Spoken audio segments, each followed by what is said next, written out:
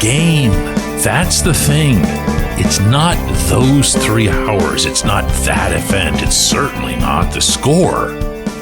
It's the everything. Good morning to you. Good Monday morning. I'm Dejan Kovacevic of DK Pittsburgh Sports. This is Daily Shot of Steelers. It's presented by FanDuel. Bills 26, Steelers 7 yesterday at Acrisure Stadium. There have been a lot of losses that were more lopsided, that were sloppier, that were less disciplined, hard as that would be to believe after 4 post-whistle infractions. But then to isolate on the game, or to try to isolate on the game, is to spectacularly miss the point. And by the point, of course, I mean the point that was made by the bulk of 66,068 people inside that place who started not 1 but 2 separate chants of Fire Tomlin, and in between, as if to show they mean business, booed, and I mean booed, throughout Renegade, possibly because the playing of Renegade at that time, with the Steelers down 16 points in the fourth quarter, could not have been worse. And it felt like, even if it was completely an accident, an attempt to silence them, to shut them up. Stop talking about this. Stop thinking about this. And so they drowned it out, and I mean big time. And boy, were they ever deserved. But again, not because of the game. It's because of the games and the seasons and the close to a decade without making the playoffs and having the better part of this century committed to a single head coach who has plainly worn out his welcome in Pittsburgh. You hear me say this a lot. I'm going to repeat it anyway. I do not care what media people who do not cover this team have to say about this team or its players or its coach or its owner or anybody. They aren't here. They have no concept, no clue as to what's happening here. To see, hear, or read any of their content, you'll get this sense that the people in this city are somehow satisfied with this stupid, nonsensical, wholly manufactured streak of non-losing seasons. Like, who has a streak of non-losing anything? What even is that? And they think that this coach is popular here. They really do. The same thing rubs off on these announcers who come in, because you can't have local TV in the NFL, so everybody's a network announcer. None of them are from here. None of them know anything about us or our football team. They spew all the same narratives, and they don't get it. And I'm going to tell you why they don't get it. This is also a repeat, but the timing is pretty good. I hope you'll agree. My voice, my writing doesn't matter. I never delude myself to the contrary. It's not influential. It's not something that makes the decision makers, make different kinds of decisions. That's not me being self-deprecating. That's me dealing with reality. The teams I cover, almost without exception, will say that while they're aware of what it is that I say or write, they kind of put it off in a little bit of a separate category because they understand I have a job to do. They understand that I've got people listening to the shows, watching the videos, reading the columns, and as such, it's my job to ensure, that there's something to talk about. You know who they can't ignore? That's right. You. If you were there yesterday, you have the loudest voice. I've been making this point. I've been pounding this for years, if you're new to my stuff. About half a decade ago, I was pounding the figurative table for the Penguins to fire Ron Hextall as their general manager. They had zero intention of doing that. And then the fans piped up. And then the fans really piped up. They made their displeasure known, chanted for Hextall to get fired. And they did so with the ownership represented in the arena that night. Poof, there went Hextall. Coincidentally or otherwise, it was only about a year later that it was a group of Penguins fans who were at the Steelers game who began a Fire Matt Canada chant. As soon as that happened, as soon as the fans spoke out, Canada might as well have already been fired. As it was, it took a couple more weeks. So there's this scene. Yesterday, things got pretty bad. And a lot of what everyone was witnessing, again, wasn't just about the game. It was stuff that they'd seen way, way, way too often.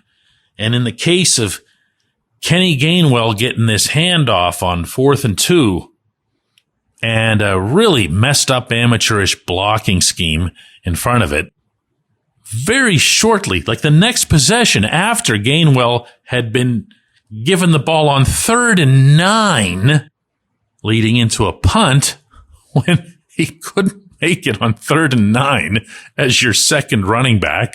That was it. That was breaking point. Now, I don't know who started these chants. I'm sure I'm going to hear from people today. I heard from one yesterday claiming to have been the one. I couldn't even really get a sense for where in the stadium it started. But once it got started and once they pulled that renegade silliness and the next round of chants took the place over, that's it. That's it.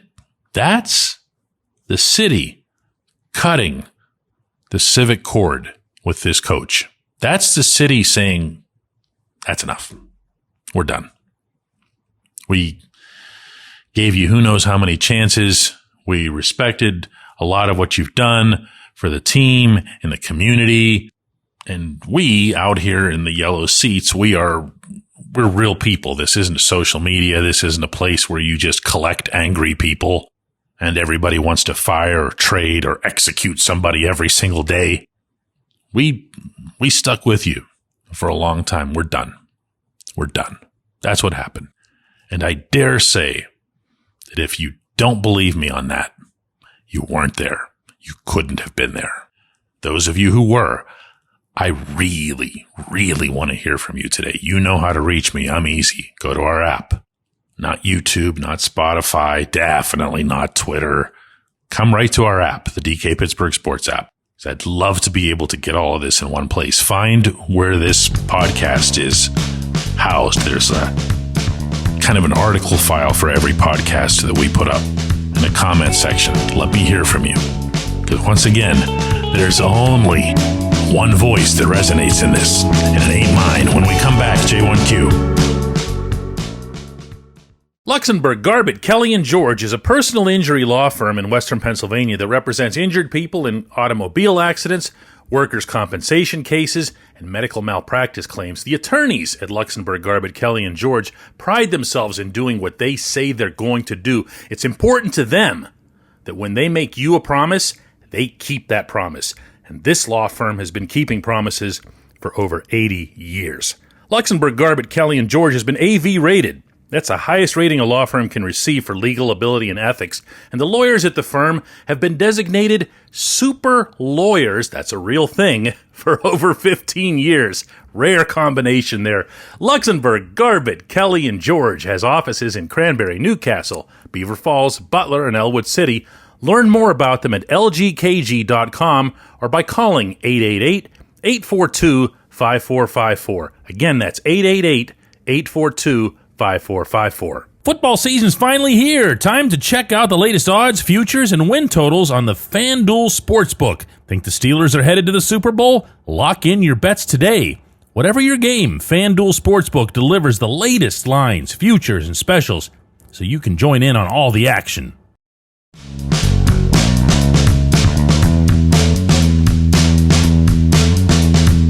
Today's J1Q comes from DJ, who says, how do we know that Art Rooney didn't call down to the in-game entertainment people and direct renegade to be played at that point. I mean, if he wasn't already asleep. All right, I thought you were being serious there for a second.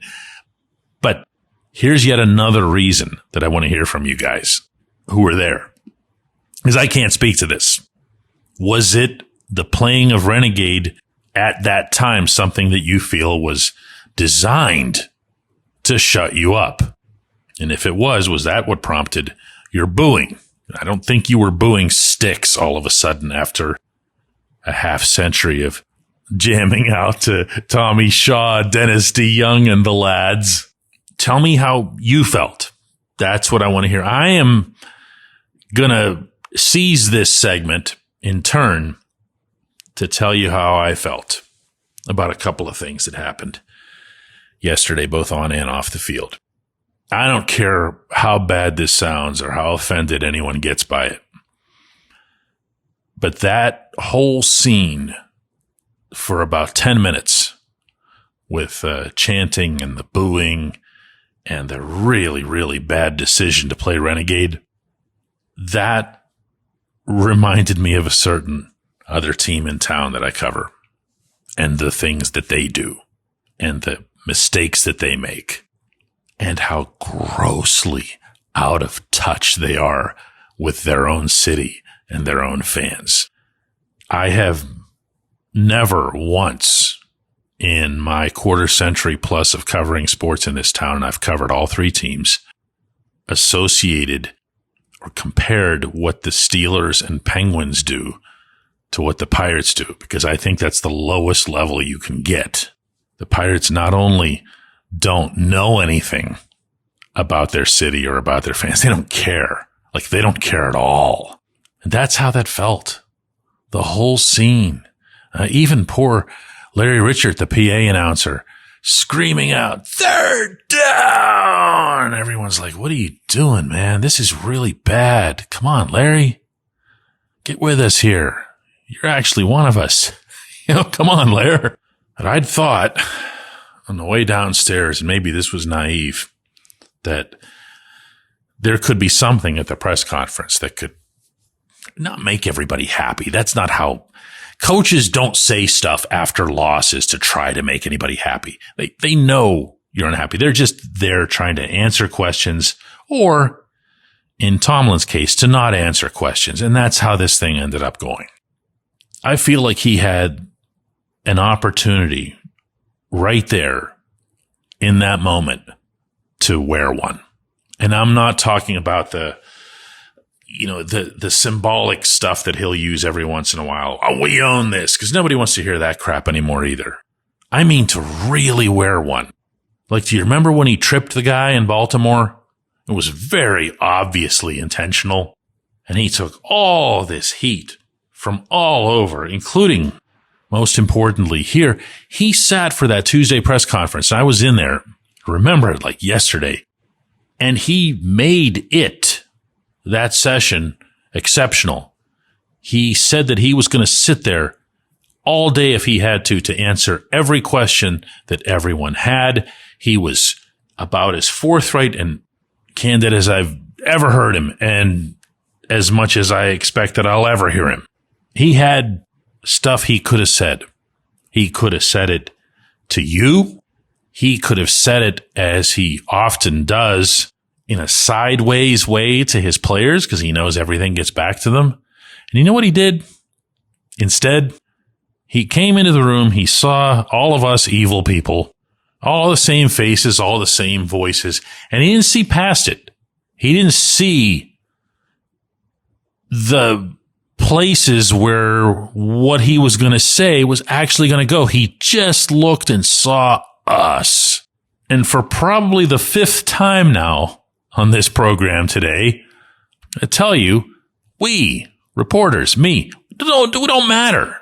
He couldn't get past that, even after something like this. This was his response when I asked what I felt was a fair football question about why the Steelers never seem to throw the ball to the middle of the field, since I'm convinced that's his doing and not Arthur Smith's, not the quarterback's. I asked, well, here's the entire exchange. Offensively, are you avoiding passing over the middle of the field? If not, how to explain so little production there? It's just not enough production. We're not going to make excuses for it. I'll translate that for you. I'm not answering your question. I'm not talking to you. And you know what? That's his right. I ask the questions. He gives the answers. Me, couldn't care less which way the answer goes. I just write down what his answer is in that moment, and I very much move on. I don't lose anything in that. He lost a chance to say maybe, hey, we got all kinds of things that are going wrong with our offense right now, and the reason that we can't throw across the middle, and Aaron Rodgers, to his credit, did give me an extended answer when I asked him the same question. It was honest. It was eye-opening. It was relatable. It was something that made you think, even if you didn't necessarily agree with him on everything, made you think. It showed some respect. Rodgers' answer did. To the fans, not to me. 10th time now, or 6th time. I don't know what it is. I don't matter. You do. This was Tomlin's response when he was asked about the Fire Tomlin chants. Man, I share their frustration tonight, man. We didn't do enough. And that's just reality of it. You need me to elaborate on that one? I didn't think so. I really didn't think so. I appreciate you guys. I appreciate you more today than I did before yesterday. I really do. I think that the height of fandom, any sport, any team, any city, is caring so much about your franchise that you're willing to be active, to show up, to speak up, to sit in one of those yellow seats on a really cold day, to see all that crap unfolding in front of you. And that's what it was. To maybe hear somebody in the next section or a couple sections away start something and say, you know what? I've had enough. I've had enough. I care too much about the Pittsburgh Steelers. That's where it gets done. It's not social media. It's not petitions. 7th time now. It's not me. It's you. Appreciate you guys. We will have a double shot of Steelers live at 4 p.m. Eastern. And you, in the interim, are going to go get that app because no one's going to do that today if you don't. Believe me, no one's interested in our product when the team stinks. Hope to see you guys later today.